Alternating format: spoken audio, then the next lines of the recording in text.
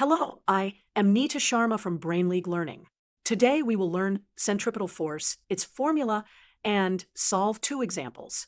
When an object moves in a circle, it naturally wants to fly off in a straight line due to inertia. To keep it moving in a circle, a force must pull it toward the center. That center-seeking force is called centripetal force. The magnitude of centripetal force depends on mass, speed, and radius. The formula is F sub c equals mv squared over r. Here, F sub c is centripetal force in newtons, m is mass in kilograms, v is speed in meters per second, and r is the radius in meters.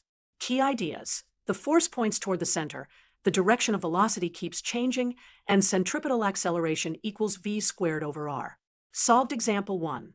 A 1,200 kilogram car moves around a circular track of radius 50 meters at 20 meters per second.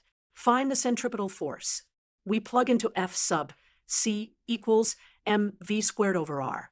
That gives 1,200 times 20 squared over 50. The result is 9,600 newtons. Solved example 2.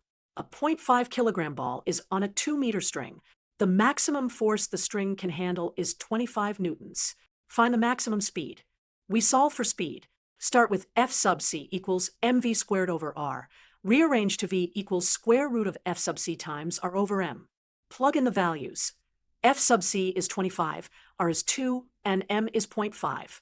That gives v equals 10 meters per second. Summary: centripetal force always points toward the center. Use F sub c equals mv squared over r, and the acceleration is v squared over r. Thank you for learning with Brain League Learning.